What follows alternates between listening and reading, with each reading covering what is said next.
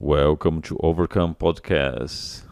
In today's episode, I'm talking with Misty Verschoor from Brazilian top team, brown belt in Brazilian Jiu Jitsu, that has a very interesting transition from yoga to Jiu Jitsu, and she collects some injuries throughout this journey.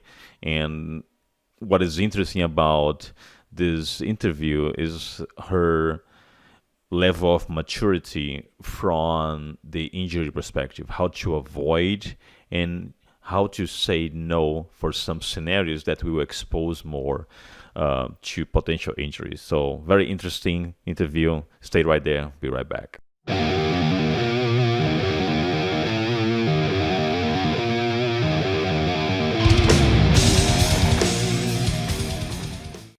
Misty Verschoor, welcome to Overcome Podcast. Thank you very much for taking the time to record this episode 13 with us.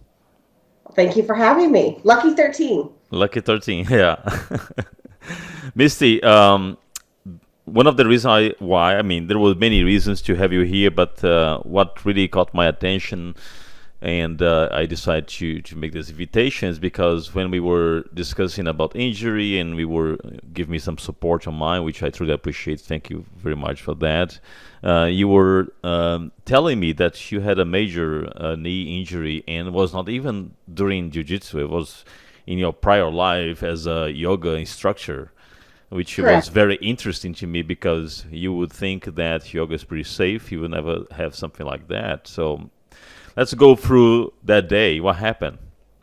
Well, the injury didn't actually happen in yoga, but my yoga experience helped prevent it from being more serious than it already was. So how did it happen? I was rollerblading. I was actually getting ready to go do a seminar, and I thought I had time to go rollerblade around the lake. And it had rained the night before, and there was rocks and sticks across the path. And my skate hit the rocks and stopped rolling, so I started to fall forward. But I wasn't wearing my wrist guards, so I didn't want to put my hand down because I was terrified I was going to break my wrist. So I tried to catch myself, and my leg twisted and my knee twisted and hit the ground. So it was a twisting and an impact injury on my knee. So probably if you just had let it go and catch with your wrist would be better. Yeah, absolutely. If I probably would have just broke my wrist and it would have been less traumatic, less serious. But I didn't want to break And my how wrist. how serious was? How serious was? It was like really? Did you have to do surgery or anything? Well, I was able to avoid surgery, but I injured.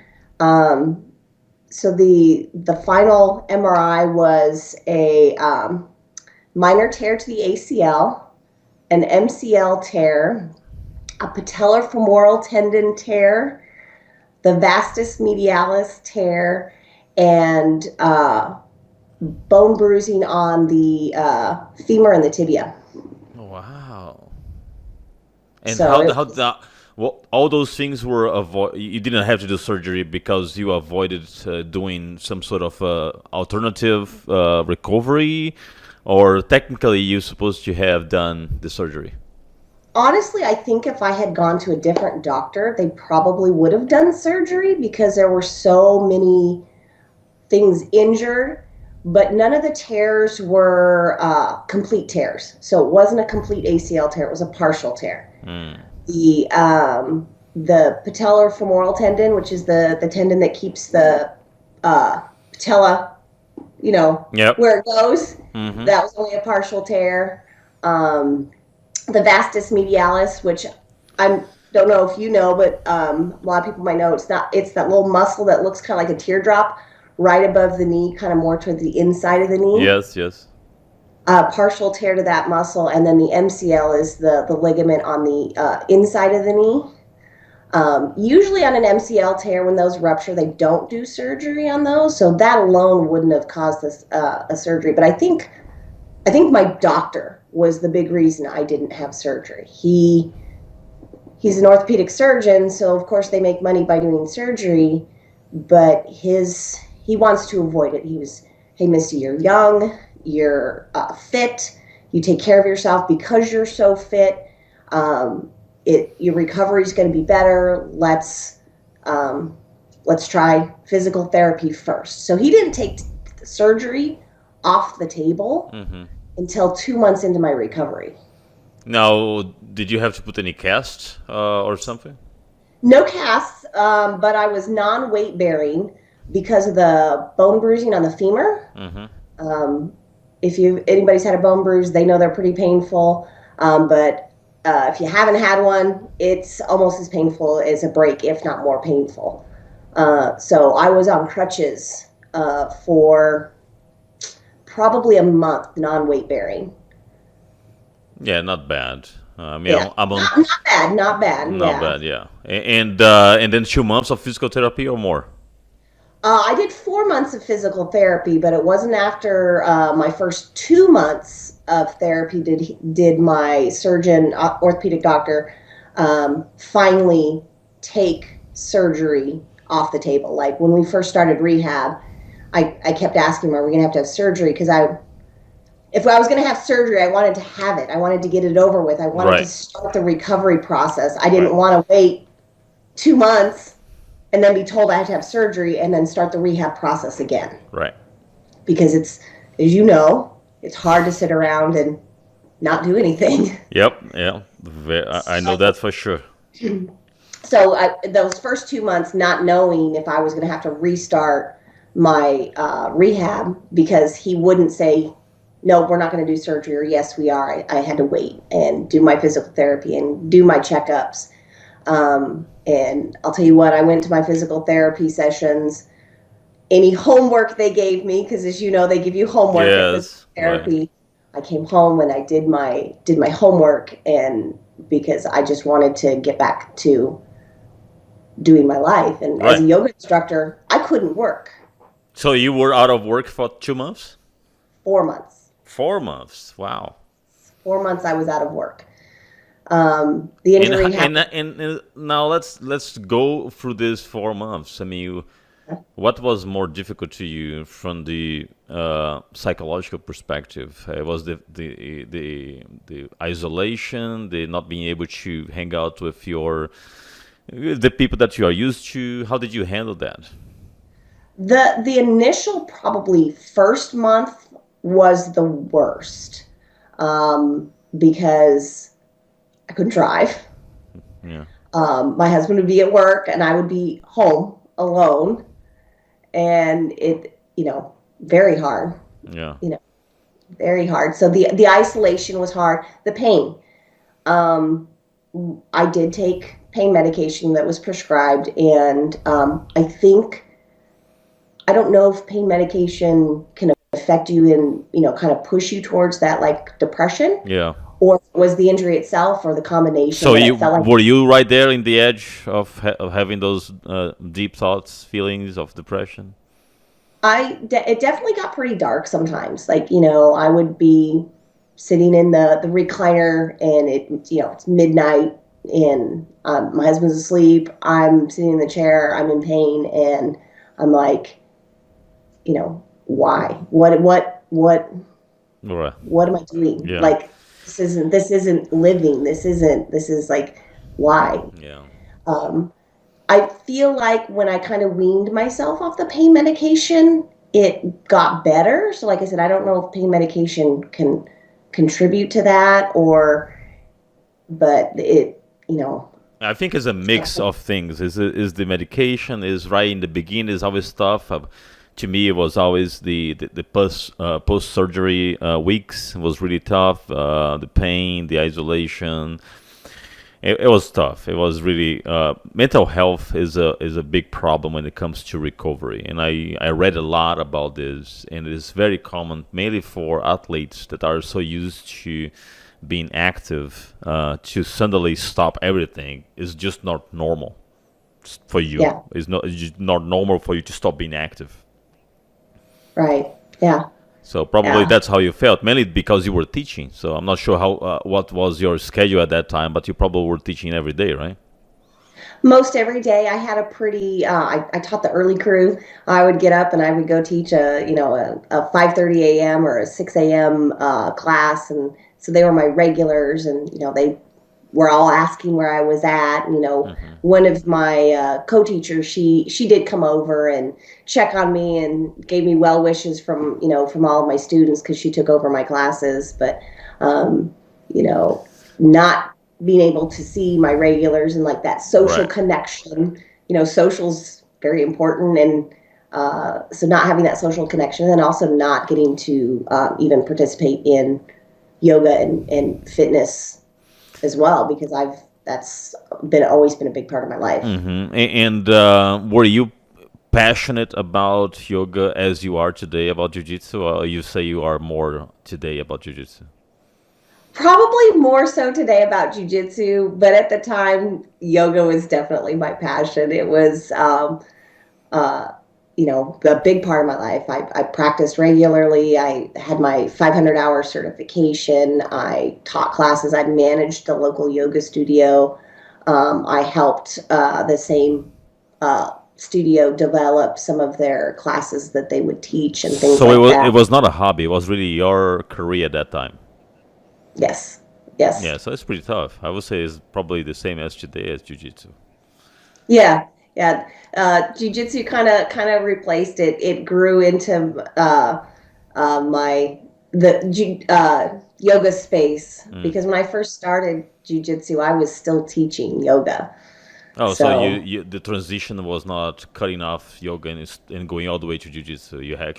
no, You were doing both did both for a long time. Did both for a long time. until with belt.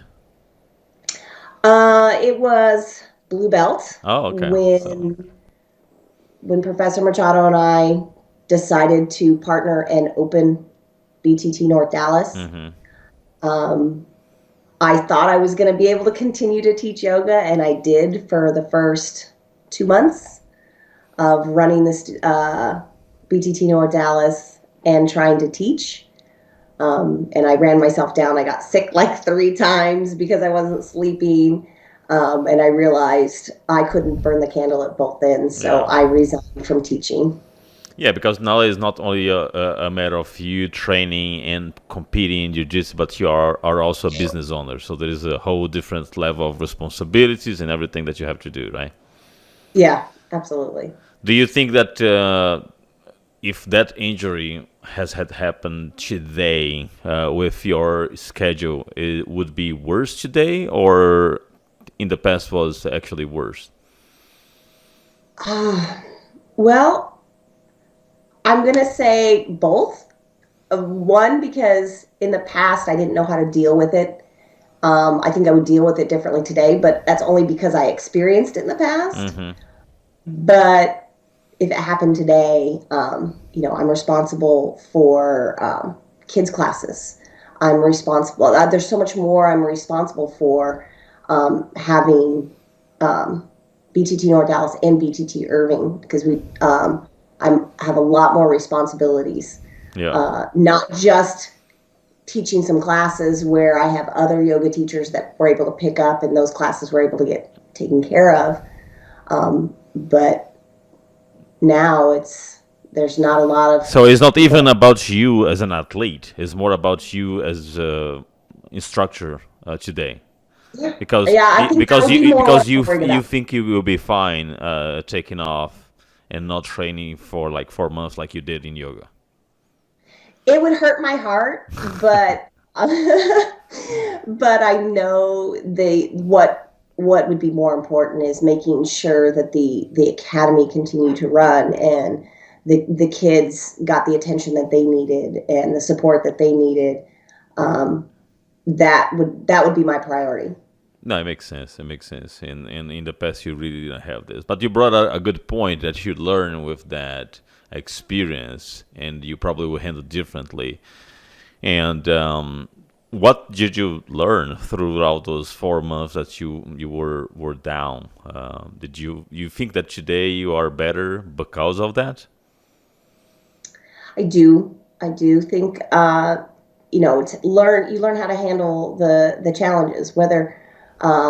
those setbacks are from injuries or other things like that, you learn how to kind of roll with the punches.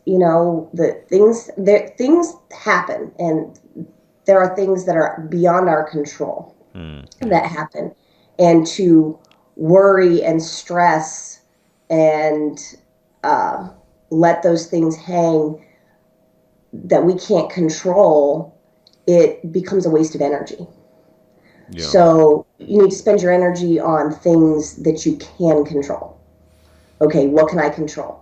Okay, I have homework from my physical therapist. I can sit down and I can spend the hour doing knee flexion exercises or whatever the exercise is that they've spent. Whether it's, hey, I'm to a point where I'm walking now, I'm supposed to walk a mile a day, and I would get up and I'd go walk my mile a day, or put my energy into the things that I could control. That's excellent versus, advice. Yeah. Yeah, versus putting my energy into the things that I can't control. I can't go back and not have the injury happen. But do you also agree that it's hard to be that conscious when you are on that dark place, because there's so negativity and there's so much emotion and the why me, why this, why that, and sometimes it's hard to focus on doing the right thing. Oh, absolutely. Absolutely, because when it's a slippery slope. You start down that slope. It's easy to continue down that slope. And what was the moment that triggered you? Like, wait a minute, I need to move on. Did you have anything that triggered you to change your mindset, or it was just a process, a slow process that you started to realize that you have to focus on things that you can control? It was a little bit of a slow process, but it was also, there was kind of one thing that kind of triggered it. And you're going to laugh. I was watching the History Channel, and a show called Top Shot was on it. It was about these guys that participated in a contest to be like snipers. Like, they would come up with these trick shots and different guns and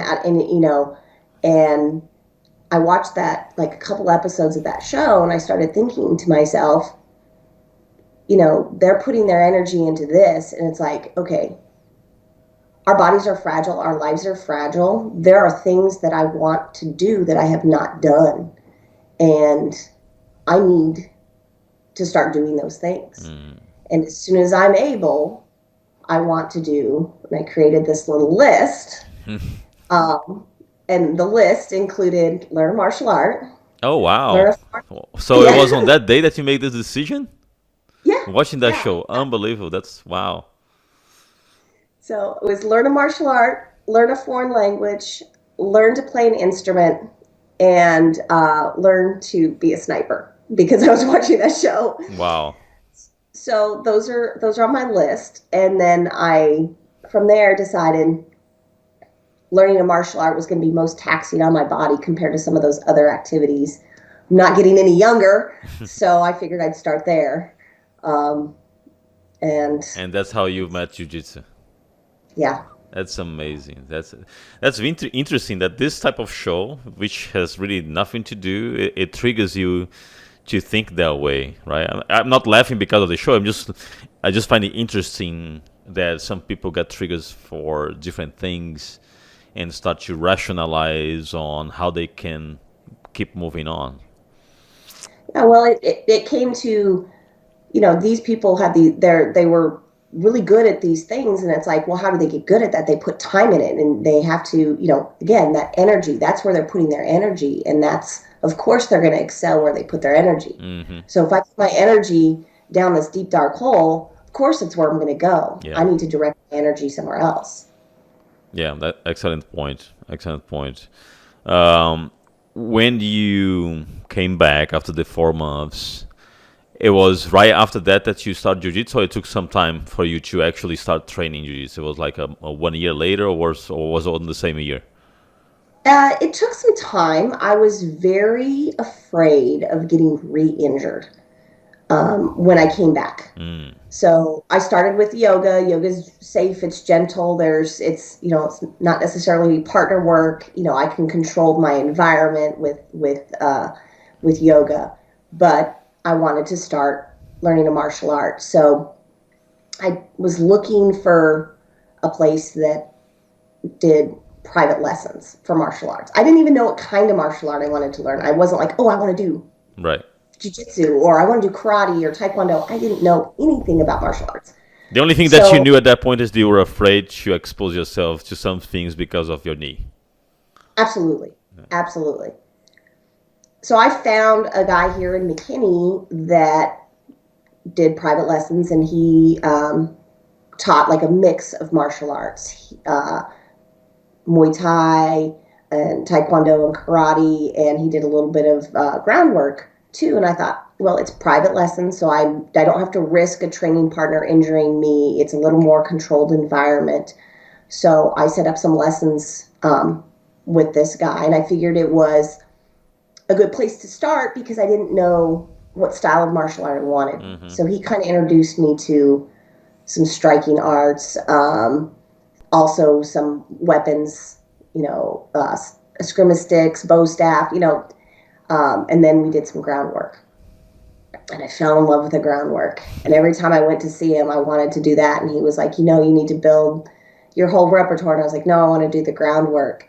And he really did spark my interest in martial arts, and he introduced me to jiu-jitsu, and I eventually had to part ways with him because I wanted pure jiu-jitsu. Yeah, that's awesome.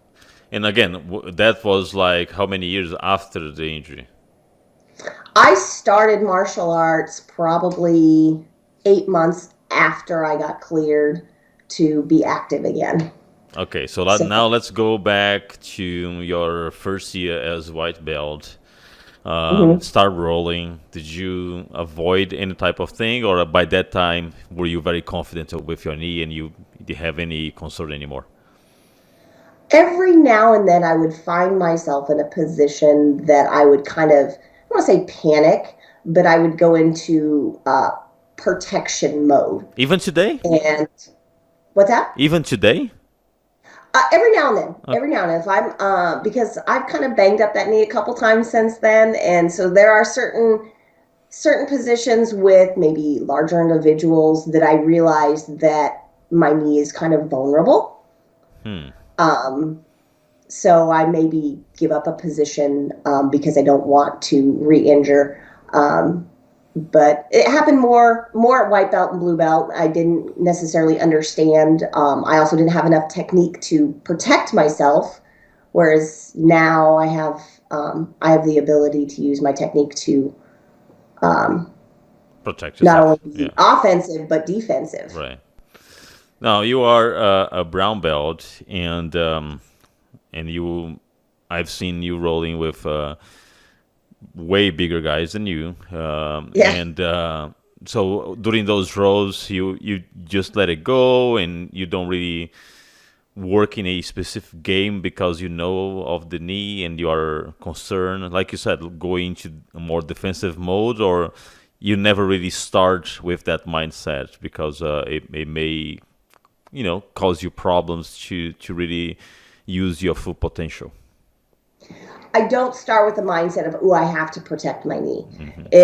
It only occasionally comes in where I realize that maybe, hey, if this big guy moves a certain way, it could compromise my knee because they're big and I don't have the strength to control them. I only have technique, right? And if they don't know how to move a certain way, so never do I go into a roll with a mindset that I have to protect my knee.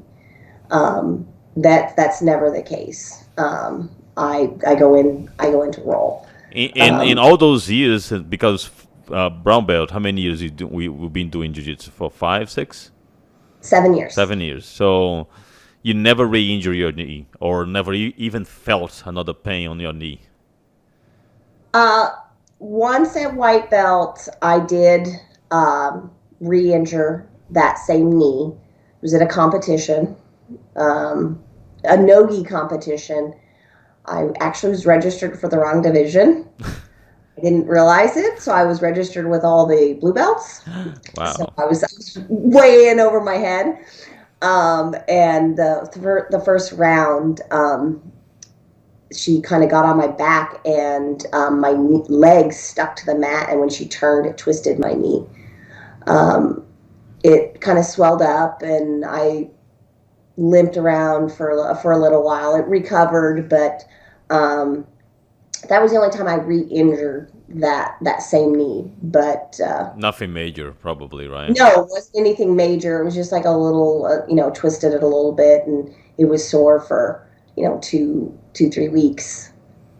Swelled up a little bit, but nothing that required medical attention. Yeah. No, that's great because 7 years painless. When I say painless, at least it's on a knee. I know that everyone has soreness after a hard training and everything, but I'm talking about chronic pain. You don't have that anymore, right? No. I mean, occasionally I can go, oh, hey, the weather's changing. My knee's a little achy, but. But do you still do any type of yoga, even at home, just to relax or to, because you have good flexibility, so it's not that you need to, but sometimes you have that old yoga structure still on you and wants to do some training? I don't practice yoga like I should. I'll do certain stretches and things like that, but I don't set out to do an entire yoga sequence or sun salutation in the traditional sense. Usually when I stretch, I'm very methodical about what stretches I do, and I pull all those stretches from yoga, but I pick ones that are going to be beneficial to my jiu-jitsu, to my body, so I focus on a lot of spinal mobility with the stuff that I do, and hip mobility. Those are what I found to be the most beneficial to my jiu-jitsu, is the spinal mobility and the hip mobility. What about strength workout? Can you do it because of your knee, like squat? Can do all those movements without any problem? Yeah, absolutely. I during quarantine, I was lifting quite a bit. Yeah, I saw that. Yeah, it was good to lift again, because once I start going back to jiu-jitsu on the regular, my lifting, I usually kind of step away from it and don't lift regularly. But yeah, I'm able to lift. I don't need a knee brace when I squat or lunge or anything like that. That's great. And so if you started jiu-jitsu after 8 months from the end of the injury, which was 4 months, so that's probably 1 year. We're talking about 8 years since that happened, right? So it's closer to 9.5 years, because I didn't go straight to strict jiu-jitsu probably for a year after I was working with that other gentleman that was introducing me to all the other martial arts. So it was probably another year before I want to do strict jiu-jitsu, and I went to Brazilian Top Team, where a friend was training, and so 9 years ago. 9 years ago. 9 years ago. Mm-hmm. Yeah. Well, the reason I asked this is because the healing process gets a little bit more complicated with age, right? And Yeah. I've seen that with me.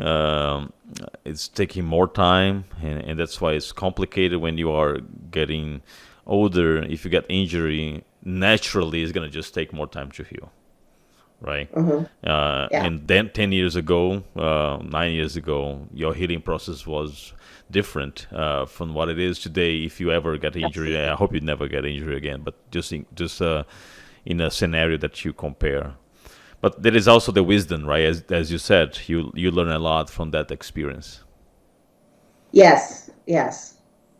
And the good thing is that you're teaching, so there is a lot of things that you can also transmit and talk to your students today about that. Yeah, we've had some guys that train with us. One of the gentlemen, he's had several knee surgeries. He had a recent back surgery, and he keeps coming in. So he's he's been on some of those dark days, and we talk. And but jiu-jitsu is his home, his family, and he comes in and he still trains with us. But he's had several surgeries, and I can share experiences with him because I've been there too. And were those injuries that he had in jiu-jitsu or not related? His back surgery was not related. He had a previous spinal fusion, and it was time for new hardware. So that's his most recent surgery. His knee surgeries, I think he had other knee issues. And jiu-jitsu flared it, and then he had several surgeries to get it where it needed to be. So, What would be your advice with all those 7 years in jiu-jitsu to avoid injury? Because it's pretty hard to train almost every day and stay 100% injury free, mainly when you are going all the way in every single training. So what is the secret formula, or what is the balance that we should looking for? Is balance the partners, make sure that you select the right partners. What is the strategy that you use? okay, well, so I'll say this much. I know, like a lot of the girls that train with us, they look to me as their example, and I think sometimes I'm not a good example because I will train when I'm a little banged up because I need to, because I'm, like Machado does too. We are the instructors, and so we're not necessarily leading by the best example. I think when you need to listen to your body, right? My minor injuries that I've had in jiu-jitsu tend to happen when I get extremely tired and I push through, right? Sometimes it's, okay, you're tired, you need to rest, because I know other people say, okay, you're tired, that's the best time to train jiu-jitsu because now you have to rely on your technique. And that there is probably truth to that. But when you're the smallest person on the mat and you get tired, and now that opens you up to potential injury. So listening to your body, and I'm not saying don't push yourself, because absolutely we have to push ourselves in jiu-jitsu, especially those that choose to compete. You have to push yourself. You have to find your limits and know what your limits are. But for somebody that trains every day, sometimes twice a day, knowing that, okay, I've hit my limit, I need to rest. Recovery is super important, because if you're not getting your recovery, you're more likely to get injured. Yeah, makes So sense. Makes sense. that recovery is key. Sundays, I don't do jiu-jitsu. I don't do anything. I don't lift. Sunday is recovery mode for me. Yeah, because what I notice is that a lot of jiu-jitsu folk guys and girls sometimes that they tough up, and every time that they say, "Well, I have a minor injury here, just tape, just put tape, and it'll be fine," right? That is Yeah. Yeah. there's this myth that tapes resolves everything, and it is fun to watch. It is cool to say, but the question is this really the way to go from the longevity perspective? Right. And it's not. I mean, I want longevity in the sport, and probably is even as close as 3 years ago, I would have pushed through and, like, oh, take those fingers up and roll. I feel like even just recently I've gotten smarter about it, and I've realized that I need to step back, or maybe I might still train twice a day, but my second round of training, I might choose different partners and roll at a different intensity, and I'm still getting work in, I'm still moving, but I'm not competition mode 100% of the time, and I'm not going 100% of the time. Yeah, but what made Yeah. you realize that something happened? Well, I broke my wrist. Oh, did you? I didn't Yes, know I did. that. Yes. So I was helping teach kids class, and we were doing double legs, and I'm a small person.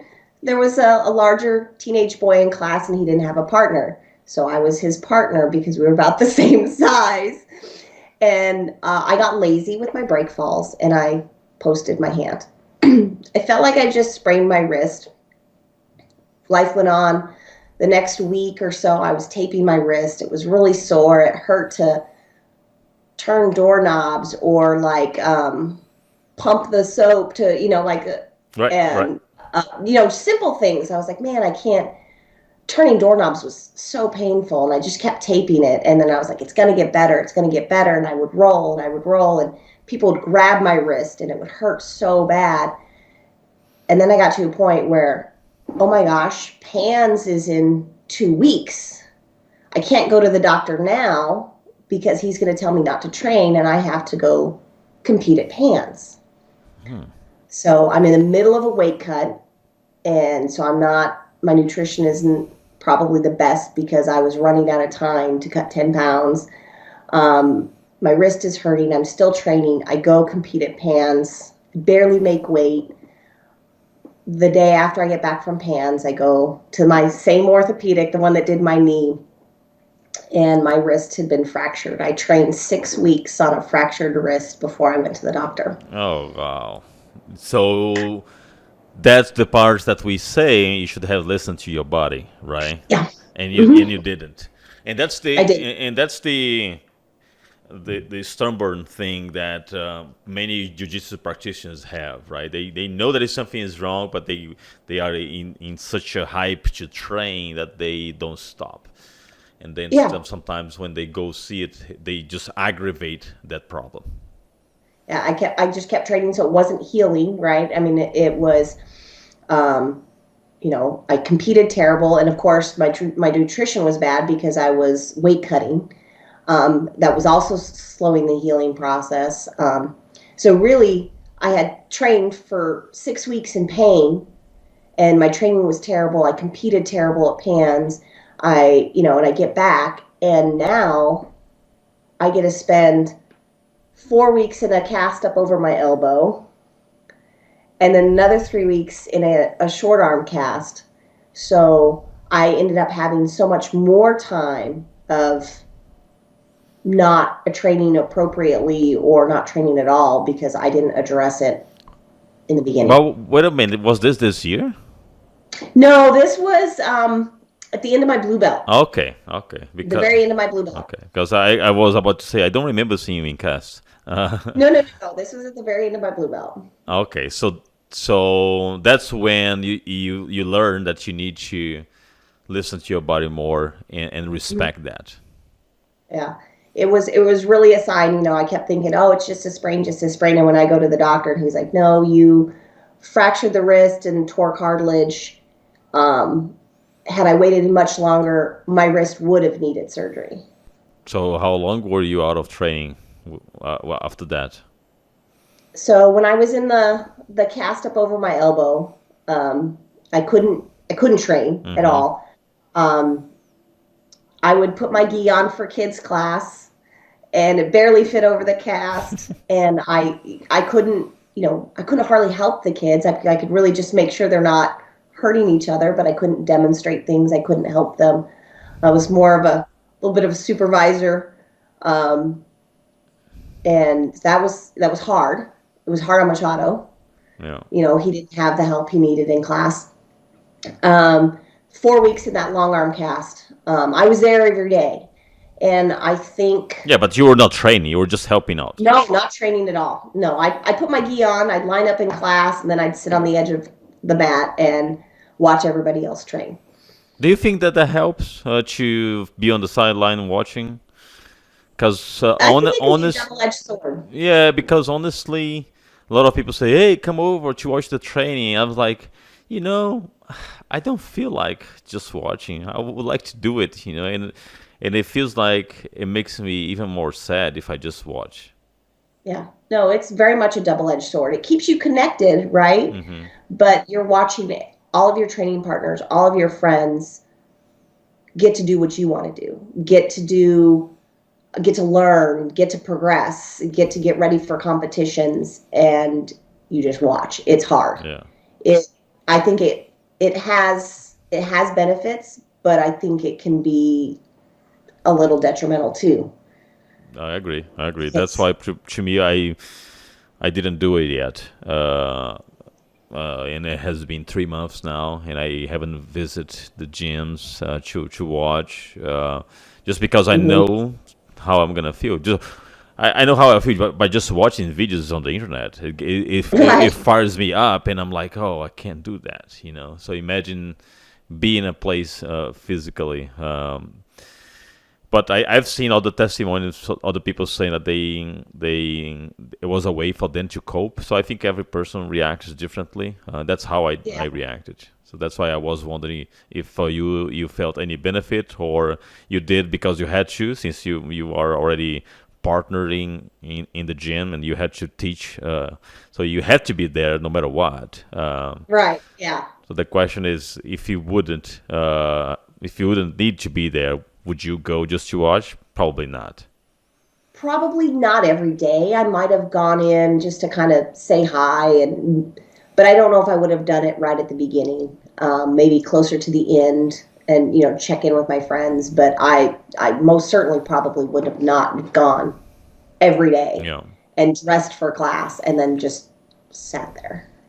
So now with your all the experience that happened to you as a blue belt, now you are brown. Um, there were other situations that you look and say, well, I better stop now because I'm feeling this, right? So Yeah. did you have any other situation that you like? No, now this time I'm gonna listen to my body. I'm gonna stop. I I get better. I'm better about telling people no when they ask me to roll, when I get tired. Mm, Um, I I normally don't sit out a roll, right? hmm. But I'm getting better at sitting out rolls. And then in the past, when I'd sit out a roll, people would ask me to roll, and it didn't matter who it was. I would always agree to roll. Um, Everybody has a right to turn down a roll. Hmm. It took me a long time to learn that, and I don't want people to feel like I'm like, oh, I don't want to roll with you. That's not necessarily the case. It's me. It's not them. It's like, it's not you, it's me. Yeah, But although I've read many black belts saying that with time you should definitely choose your training partners, because some training partners, they don't have all the speed other than 100%, and some days you are not on that speed, so you're probably gonna get injury if you both are not on the same speed, right? Because while you're here working on a flow and trying to work some techniques, there are guys is going after like he's competing for the words, right? yes, exactly. Exactly. And also, as I've ranked up, usually when a white belt asks me to roll, their intensity is going to be a lot more because they're, oh, I'm going against a brown belt, or, so I need to be ready for that intensity. So if I'm not prepared to deal with that, I need to not. So I've gotten better at turning down a roll and resting around or being choosy about my partners. Um, I do believe that you can roll with anybody at whatever their level and learn something from them and have a mutually beneficial role. But there are times where it's okay to decline a role because maybe I'm tired. And like I said, usually when I'm tired, that's when I open up a chance for injury. Yeah, that's right. And do you think that the now that you are brown, you just kind of feel more entitled to say no? Because there is always this myth that a lower belt cannot say no to a higher belt inviting them to roll, right? So if I'm a blue and a purple calls me to roll, I cannot say no. I mean, that's the myth, right? Right. Yeah. So Oh, black belt just asked me to roll. I have to roll. Or yeah, that kind of like they pull rank on you. I don't think it has to do necessarily with my belt. I think it's just what I've learned, and it's kind of crazy that it took 7 years for me to learn it's okay to say no to a roll, but it kind of did. so this didn't happen when you were purple, just happened now as a brown? Maybe towards the tail end of my purple belt, I got a little more choosy Hmm. and decided that, I can, it's okay to say no. Again, I train 2 times a day. I don't have to roll 100% every roll, every That's class. unbelievable. Two times a day, every day. I mean, Monday to Friday. Thursday mornings, I take Thursday mornings off. Oh wow, that's insane. That's a lot. But at the same time, when I was on my peak before the injury, I was doing 2 workouts a day, right? The workout plus the jiu-jitsu at night. Right. So the only thing that you're doing differently is that you do jiu-jitsu twice a day, right? Right. Yeah. Yeah. Yeah. And that's why my lifting suffers. When I'm doing jujitsu all the time, my lifting suffers because I can't, that's just too much. No, true. Yeah. What about nutrition? When you were recovering from the knee injury, did you have any special diet that you did to not gain weight? Were you ever concerned about that, right? Because you were fit, but you were not active anymore. So the first thing that we think is, well, I have to lower my calorie intake because now I'm not expending that much. Yeah, I did have significant weight gain in the knee recovery. Absolutely. What do you mean significant? Well, let's put it in perspective. I'm 5'2". I walk around at like 122 pounds. When a 5'2" frame is over 140, that looks a little bit different. So, yeah, I think by the end of the 4 months, I was over 140. What led you to overeat? It was almost like because the people sometimes when people get depressed they eat more, right? When Right. they are not able to do what they like to do, they eat more. I interview people here that had this behavior, and they were like, well, I was not working out, so I just you know were eating a lot to make me happy, for example. Yeah. So for me, it was boredom. I'm Mm, at the house. There's nobody to talk to. There's nobody.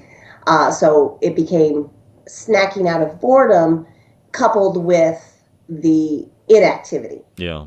So, um, And yeah, at that time you didn't, because now I've seen your videos. You do have some decent equipment at home that you were working out during the quarantine.